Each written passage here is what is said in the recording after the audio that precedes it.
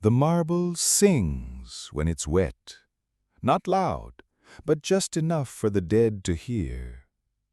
You wake with the slow stretch of a body trained to endure hard beds and rising bells.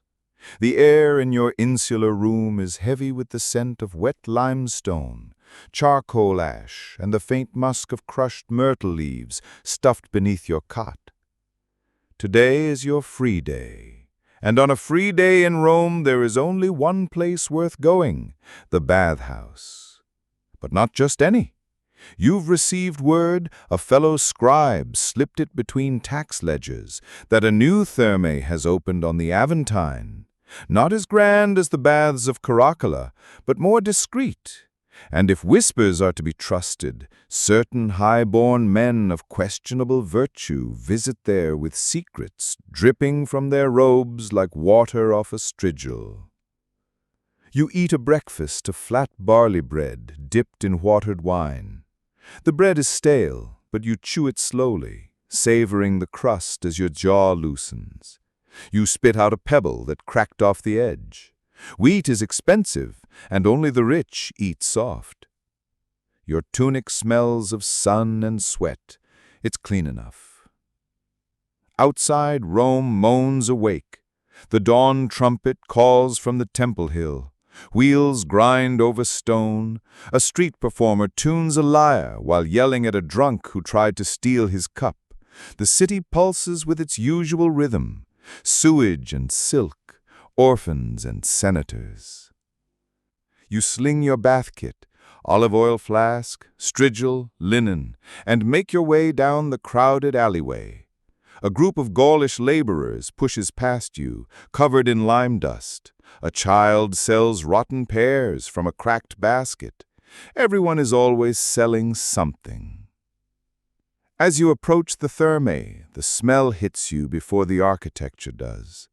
Hot brick, wet bodies, ashwood smoke, and underneath it all the sharp, unmistakable tang of urine and sweat, a scent so deep it feels sacred.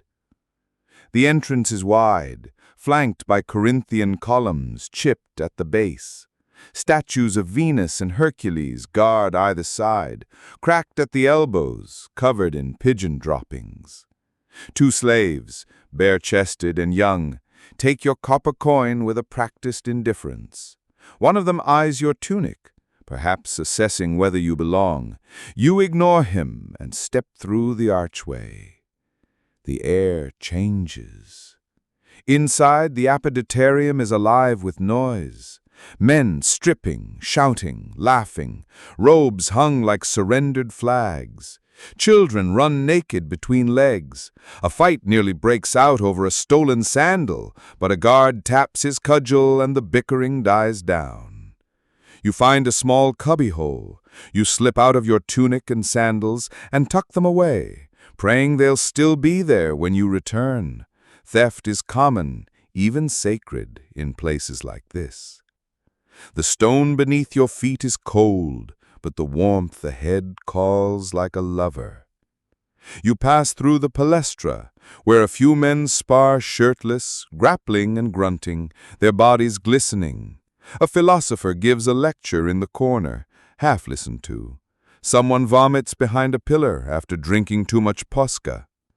And then, finally, you enter the tepidarium. It is dim and soft, like the inside of a body. The steam curls in ghostly tendrils. The marble walls drip. The tiles are warm underfoot. A scent of eucalyptus and rotting towels floats through the air. You exhale. You've made it. Here you are equal. For now. A slave rubs oil into the back of a retired soldier with missing fingers. A senator's son gossips with an actor, both wrapped in wool towels. A man with a harlip quietly sings a love song under his breath. The sound echoes in the dome. The rituals begin. You oil your skin, generously, but not too generously, lest you look vain. You nod politely to others, avoiding eye contact with the women peeking in from the segregated wing. A strigil scrapes along your back. The metal is warm, the sensation both pleasing and slightly painful. Dead skin and sweat are flicked onto the floor. No one minds. No one notices. Someone sneezes. A cough echoes. A slave wipes his nose and keeps scrubbing his master's feet. This is not just a bathhouse. It's a mirror of Rome itself. Beautiful, brutal, layered, steaming with rot and grace alike. You close your eyes. You listen. Somewhere through the rising vapor, a whisper. He won't live past Saturnalia, not with what he knows. You pause. Did you imagine that? You open your eyes. A man near the corner, tall, cloaked, speaking to a smaller man with a deformed hand, is watching you now. You quickly turn away, heart pacing faster than the steam can conceal. The day has only just begun. Nothing stays secret in the steam, not even your own thoughts. You pretend not to notice the man watching you. The steam thickens between you, but something in his stare pierces through. His face is familiar, though you can't say why. Perhaps from the forum, the record hole, or the shadow of someone condemned. You shift your focus. A slave approaches with a basin of warm water and a wooden paddle to sluice it across your shoulders. His fingers are blistered, hot tile work likely. He doesn't speak, and you don't ask. Names aren't traded here, only glances, whispers, and debts. You step toward the caldarium, the hottest chamber. Its door is a bronze gate with iron hinges, sweating like a beast in the sun. Inside, the heat hits you like a wall. You inhale, and it scalds your nostrils. Your skin prickles, beads of oil turning slick. Here, men sweat out their lies. Here, tongues loosen, not out of choice, but because the heat forces honesty. The room is lit from above by a small oculus, a single eye of daylight, staring down into the haze. Beneath it, the pool glows, milky and slow. Bodies float like olives in brine, limbs draped over marble ledges, eyelids half shut in trance. You slip into the pool. The water is near boiling. Every nerve in your leg screams before surrendering. You breathe through your teeth. Across from you, a thin man with the senator's gold ring whispers into the ear of a thick-necked merchant. They laugh without smiling. Next to you, an old veteran tells a story of a man who drowned in this very room. He fell asleep drunk, he says, eyes clouded with wine or memory. Didn't wake up. They found him floating like a sacrifice to Neptune. Everyone chuckles.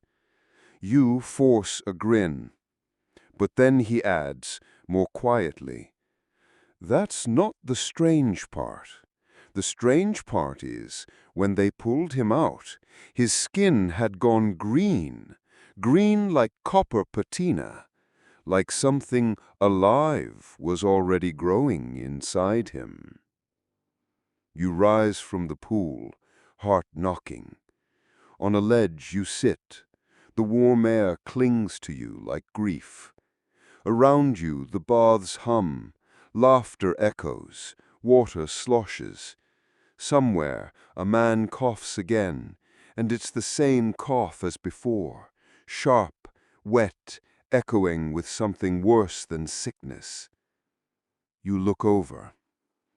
A slave, young, gaunt, with skin too pale for his station, presses his fist to his lips. He stumbles slightly, leans against a pillar. Blood flecks the marble. No one moves. No one speaks. A few avert their eyes. He wipes the red with his forearm and returns to work. There is no room for illness in the thermi. Illness means danger. Illness means exile or death. Not for the sick, but for those who own them. A sick slave can cost a reputation. You dry your hands, unsettled. Behind you, two men pass, their conversation just low enough to feel important. We deliver the scrolls tonight, the statue base, beneath it. Is he aware? No, and it must stay that way. Their sandals click away. You sit back against the warm stone, unsure what you've walked into. The bathhouse, you realize, is not simply a place for washing. It is a theater, a marketplace, a trap. Here, alliances are formed with whispers. Deals are made in shadows. Diseases pass with handshakes and water cups. One wrong glance, and you might disappear into the mist like those whose names are scratched from the stones. You stand. You need air. You walk toward the unctuarium, where oils and perfumes are stored, where beauty masks decay, and where the dangerous act of listening often begins. As you pass the columns, the man with the deformed hand stumbles briefly and bumps into you. He mutters a sorry, his breath sour with old fish, and presses something small into your palm. Then he's gone. You look down. It's a wax seal, cracked, marked with the crest of House Alias, one of the most powerful families in the southern provinces. You shouldn't have it. You shouldn't be here. And yet, the day is not even halfway over. Marble doesn't rot, but everything beneath it does. You pocket the broken wax seal afore anyone sees. Its edges are sticky with melted resin. You roll it between your fingers, feeling the grooves of the signet ring that must have pressed it. The alias crest is unmistakable. Two crossed eagles under a rising sun. Wealth, military power, and something far more dangerous: lineage. What business does a house like Alias have in a bathhouse like this? And why would a man with a withered hand slip it to you like a bribe or warning?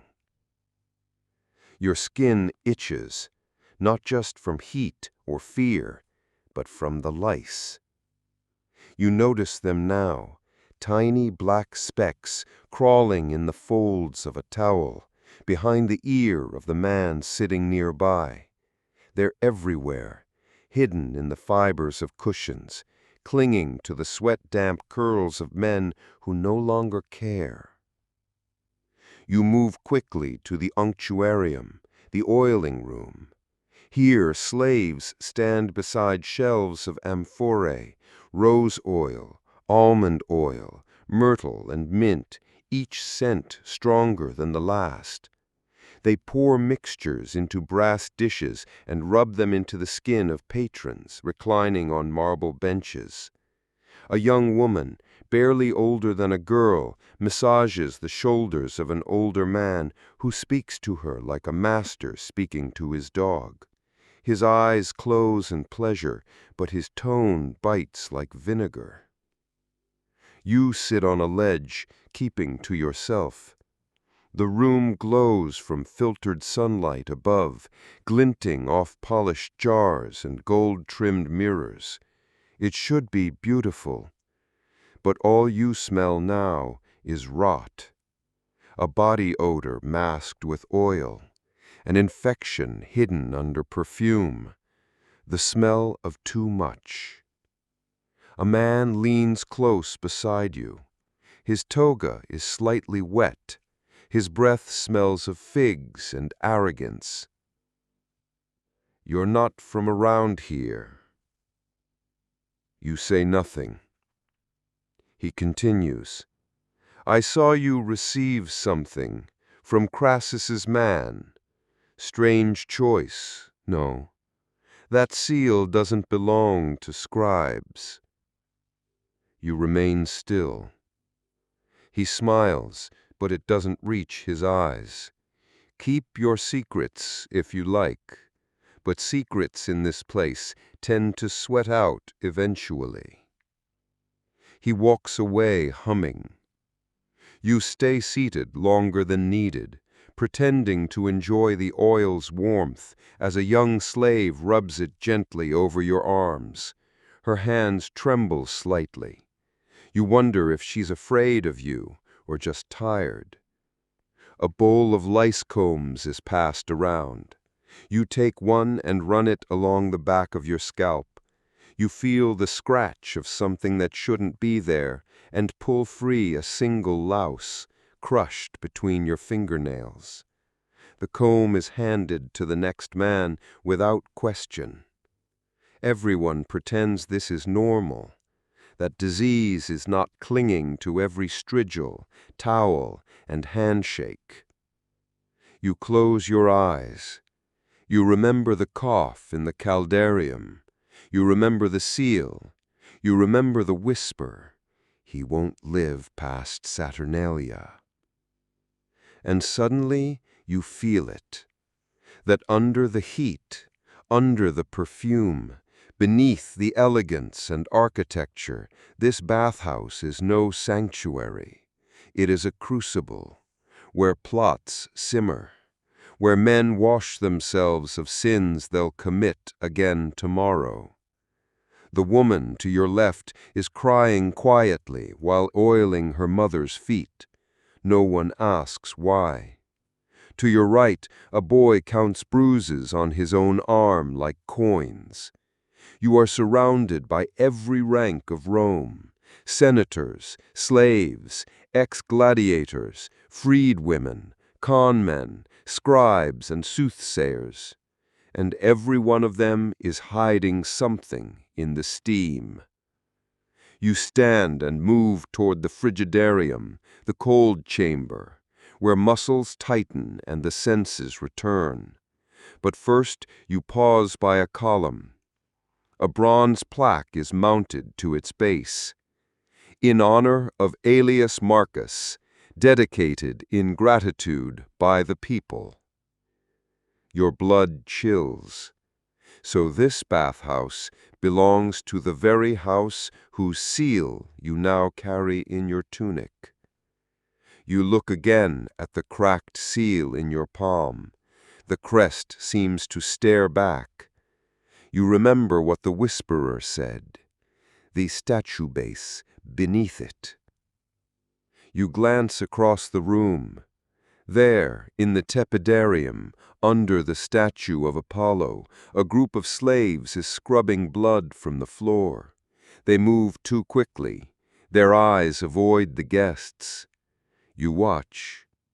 Then one of them lifts the edge of the base, just a fraction, revealing a hollow space.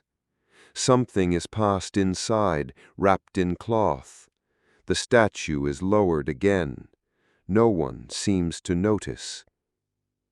You feel suddenly fragile, like a fly in a feast, unseen, but not for long. You don't belong in this kind of theater. You are a scribe, a copyist, a nobody. But now you've been handed a piece of a story that could ruin powerful men, or save them. Your hands tremble slightly as you slip the seal deeper into your tunic folds. You look around once more, at the laughter, the soft steam, the ancient stone walls that have seen worse. Then you step toward the cold room, heart racing with the slow creeping certainty that by the end of the day, someone in this bathhouse will not leave alive. Even the cold water can't wash off what clings to the heart. The frigidarium is silent in a way that feels sacred. You enter slowly. The stone floor beneath your feet shifts from warm to biting cold, and the air cuts against your damp skin like a blade. The domed ceiling rises high above, ringed with dim torches and a circular oculus that lets in weak daylight, illuminating the fine mist rising from the shallow marble pool. This is where conversations end, where bodies tense, where breath turns to fog, and the truth sits still in the bones. You ease into the pool, its icy surface sending shivers racing up your spine. A gasp escapes you before you can silence it. Beside you, an old man mutters a curse at the cold and sinks down to his chest, teeth clattering. Across the pool, two young men laugh quietly, water dripping from their hair. One of them has eyes that stay on you longer than they should. You look away. The cold forces honesty, not just in words, but in thoughts. In the caldearium, the body relaxes, lies loosen and drift like steam. But here, in the cold, the mind sharpens. The pain makes memory vivid. You feel every betrayal you've buried, every insult swallowed, every time you bowed when you wanted to stand tall. You remember the seal pressed into your hand, still warm in the fold of your tunic, the statue base beneath it. You shiver again, not from cold this time. To your left, a conversation rises just loud enough to be heard. Did you hear about Vibia, the freedwoman? She's dead. They found her near the latrines at the baths of Titus, eyes wide open, mouth full of foam. Poison? Oil, they say, a gift from a lover, mixed with belladonna. Poor thing, thought she was climbing the ranks. You know how they fall harder. The voices trail off. You don't know Vibia, but you know her story. Everyone does. The woman who dared hope for something more, who smiled too brightly at a man she shouldn't have, who misread the theater of affection that this city excels in performing. Love in Rome is dangerous, especially in the baths, where a brush of the hand, a glance, a laugh can carry as much weight as a dagger. You climb from the pool, skin pebbling with gooseflesh, and wrap yourself in a rough linen towel. A slave hands you a cup of cold wine. It tastes sharp, faintly metallic. You sip carefully.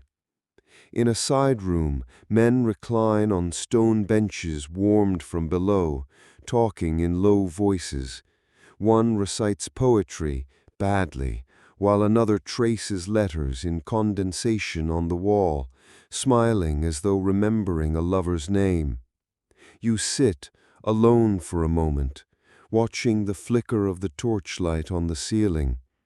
Then, her. She enters like shadow. A woman of no obvious wealth, but poise that commands attention. Her stola is simple, but her eyes are lined with kohl in a way that only high courtesans or very confident wives can wear. She speaks to no one, but everyone watches.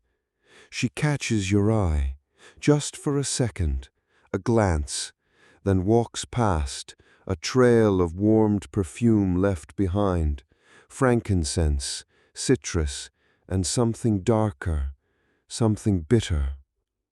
You watch her speak to a man near the doorway. He leans in. She places a hand on his arm. Another seal is exchanged. You see it, just for a moment, a twin to the one in your tunic. She walks away. The man follows. The seal in your pocket burns like coal. You begin to wonder how many others hold them, if the bathhouse itself is a kind of game board, and these seals are tokens passed among players whose faces change but whose rules do not. The statue base, beneath it, and the man with the withered hand, was he trying to pull you into this world or warn you away? You rise. You need air. You pass through the Laconicum, where dry heat baits the air. Men lie naked on stone benches, sweating silently, eyes closed, as if waiting to be reborn. You walk faster, towel clinging to your skin. Back through the unctuarium, past the whisperers, past the dying slave, until you reach the tepidarium again. There stands the statue of Apollo, noble, expressionless, draped in carved cloth, and at its base the seam. You look around. No one is watching, or if they are, they've been trained too well to let you notice. You crouch beside the statue, place a hand along the crack at its base. It's real. You press your fingers beneath the edge. Nothing moves. But you know now, whatever lies there isn't meant for you, but it's already become yours. Just then, a hand touches your shoulder. You freeze. It's the man with the deformed hand. Up close, you see his eyes are clouded with cataracts, but steady. His voice is low. You should leave now. You open your mouth to speak, but he shakes his head. Before sunset, before they make you choose. And then he's gone again. You stare after him. Around you, the bathhouse continues. The laughter, the gossip, the scratching of lice, the flick of oil onto hot skin, the quiet weeping of someone who's lost more than they can say.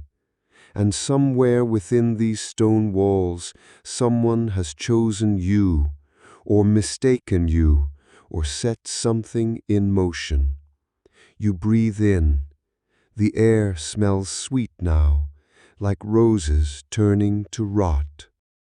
Some things never warm again, not your skin, not your trust. You do not leave.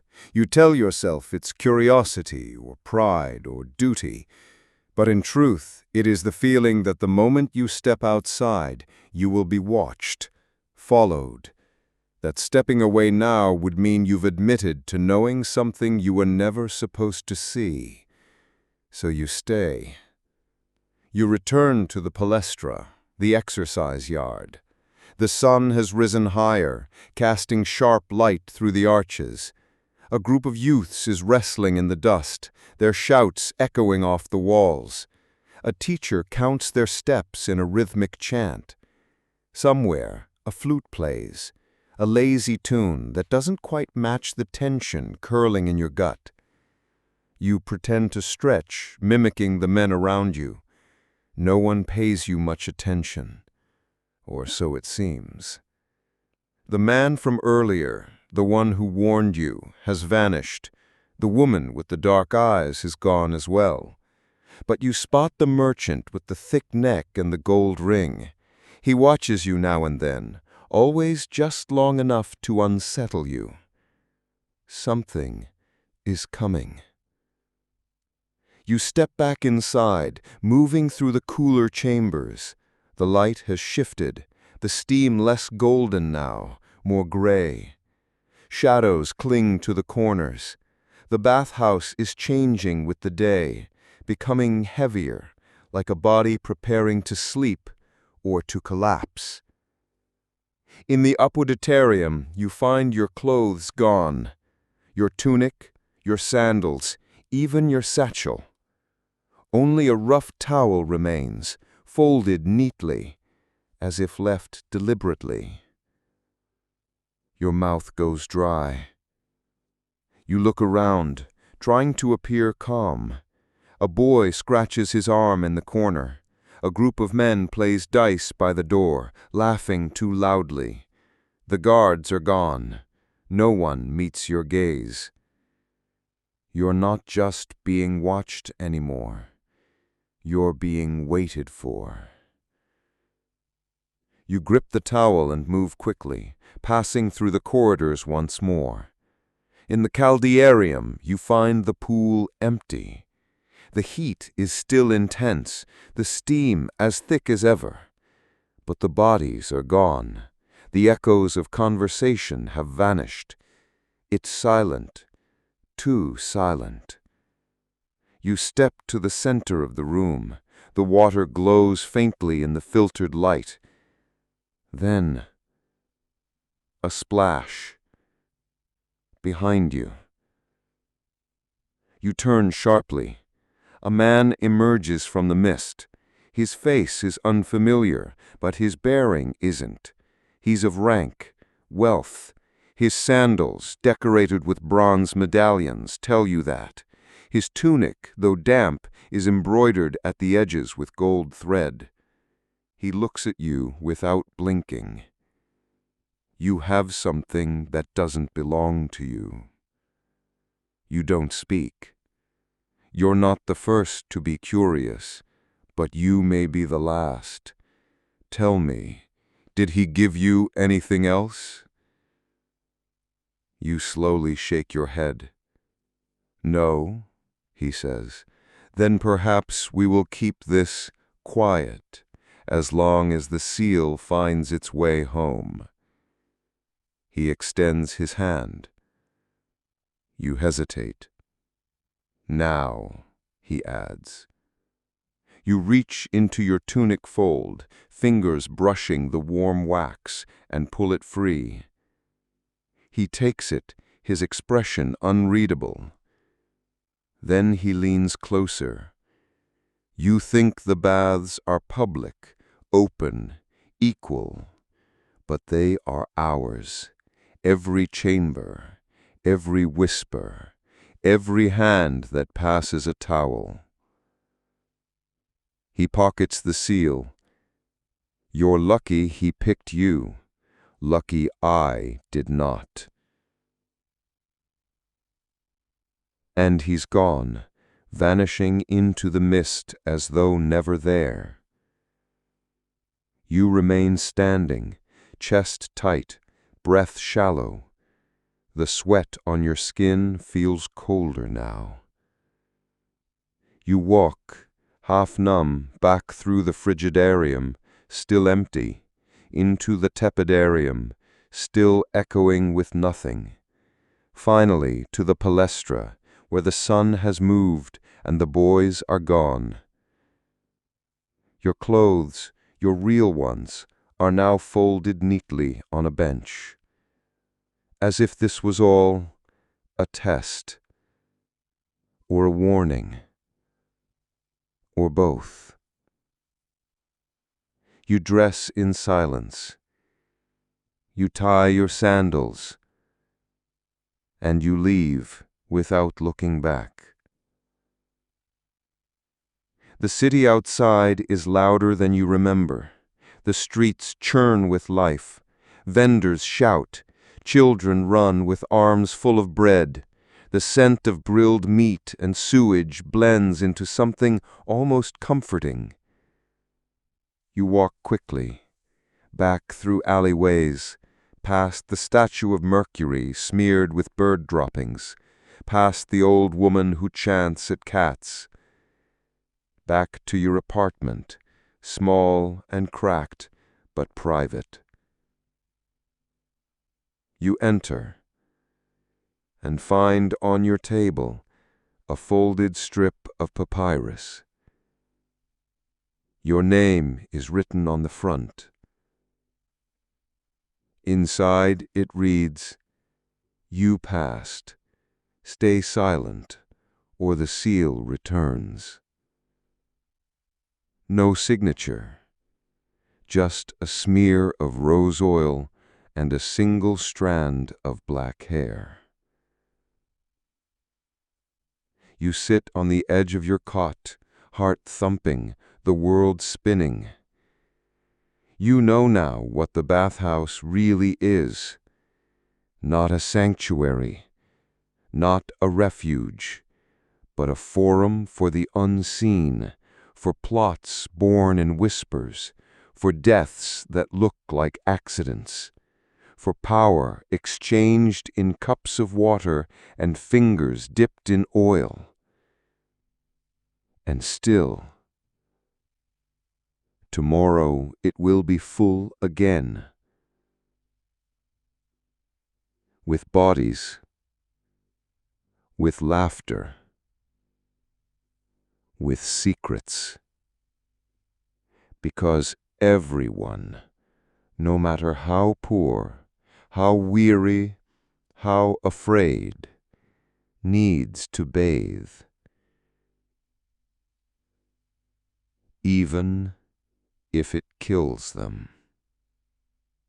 The day ends, but the mold remains. The steam lifts, but some things cling to the skin long after the bath is over. You lie on your cot, staring at the wooden ceiling of your room. The bathhouse feels distant now, like a fevered dream, but its scent lingers. Oil, sweat, mint, and something rotting just beneath.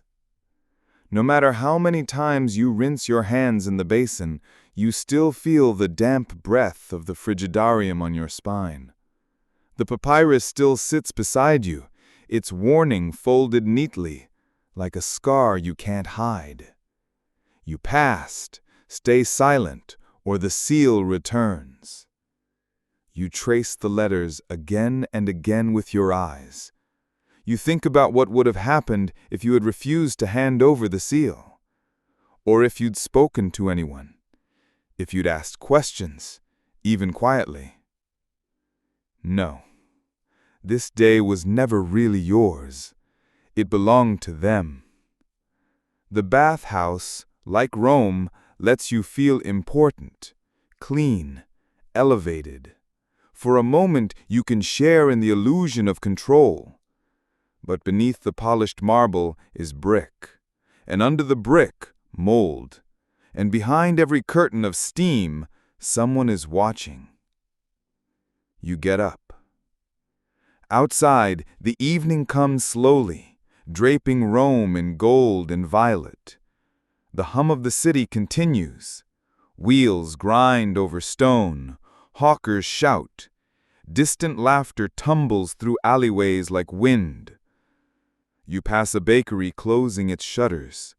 The smell of burnt flour clings to the air. Children chase a dog with one ear. A woman with tired eyes buys a sprig of basil for a stew that probably contains more onion than meat. You pass a statue of a forgotten god, its name worn away. Someone has left a crust of bread at its base. Everything moves on, and yet nothing forgets. You pause near a public fountain, splash your face. An old man sitting beside you mutters, "Still smells like the baths." You smile faintly, but don't respond. He looks at you again. His gaze sharpens. "You went to the one on the Aventine, didn't you?" You freeze. "Don't worry, I don't go there anymore. Not since my cousin disappeared. One day there, gone the next. They said he moved to the provinces, but I saw his sandals outside the caldarium. They stayed there for days." he spits. Only fools think it's just for bathing. You walk away, faster than before. That night you dream of marble halls and eyeless statues, of hands reaching for you from under the water, of whispers that loop like chants. Stay silent, stay silent, stay. You wake with a damp tunic and a throat full of ash. But you are alive, and that, in this city, is no small thing. You remember the warmth of the caldarium, and the icy sting of the frigidarium, the perfume of rose oil, the coughing slave, the seal pressed in your hand like a confession. You remember Vibia, dead from poisoned oil, the woman with the lined eyes, the boy counting bruises, the laughter that echoed over a drowned man's corpse, the marble that gleamed while bodies were buried beneath it. And you realize you wouldn't last a day. Not really. Not if you questioned too much. Not if you cared too loudly. But Rome doesn't need you to last. It only needs you to pretend, to show up, to undress, to bathe, to step inside the steam, knowing full well what lingers beneath it. And so tomorrow you'll return, because that's what everyone does. And the bathhouse will welcome you like it always does. Warm, clean, deadly. You lie back on your cot and close your eyes.